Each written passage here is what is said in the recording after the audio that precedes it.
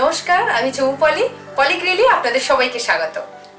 শীতকালে যখন হালকা হালকা ঝাল ওঠা নতুন আলু ওঠে, তখন আক্ষরিক অর্থেই পৌষ মাস। সেই নতুন আলু দিয়ে ভাজা, সেদ্ধ, কারি, দম, চিপস যাই বানায় না কেন খেতে দুর্ধর্ষ লাগে। আসুন আজ বানিয়ে ফেলি সেই নতুন ছোট আলু দিয়ে ছোট আলুর দম বা বেবি পোটাটো কারি। ছোট আলুর দম বানাতে আমি 1 কেজি ছোট আলু খোসা ছাড়িয়ে সিদ্ধ করে নিয়েছি। কড়াইতে 2 টেবিল চামচ সরষের তেল গরম করছি। ফোড়ন দেব 2টো তেজপাতা আর হাফ চামচ জিরে।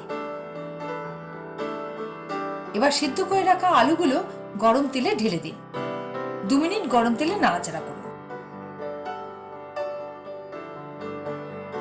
তারপর দিয়ে দিন 1 চা চামচ হলুদ গুঁড়ো, হাফ চা চামচ লবণ।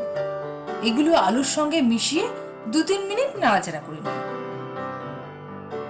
ব্যাস, এবার কড়াই থেকে তুলে আলাদা রাখুন।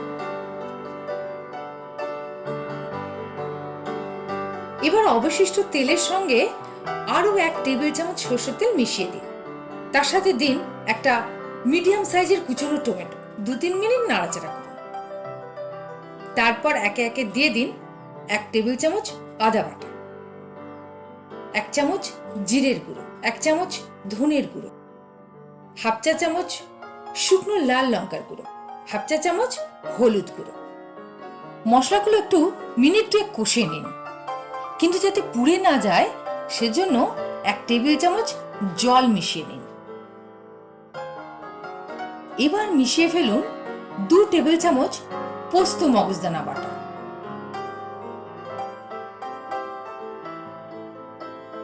হাফ কাপ ফেটানো দই। এই হাফ কাপ ফেটানো দই আলুর দমে স্বাদ করবে অনন্য। এবার দিয়ে দিন 1 চামচ কাশ্মীরি শুকনো লঙ্কার গুঁড়ো আর স্বাদ মতন লবণ মিশিয়ে ভালো করে কষে নিন।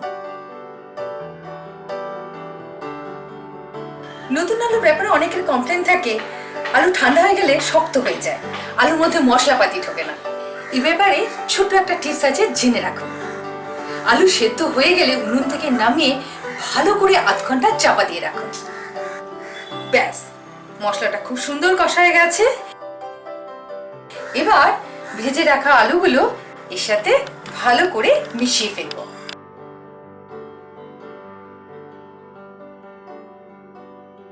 ব্যাস, এবার মেশাবো হাফ চা চামচ গরম মশলার গুঁড়ো, 1 চামচ চিনি। একটু কষে নিন। তারপর 250 থেকে 300 মিলি জল ঢেলে দিন।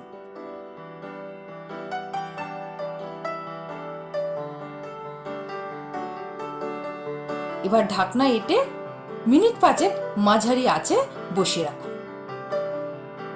বাহ, এই তো আমার বেবি পোটাটো কারি রেডি। এবার গ্যাস বন্ধ করে দিন। পরিবেশনের আগে ছড়িয়ে দিন কুচনো ধনেপাতা।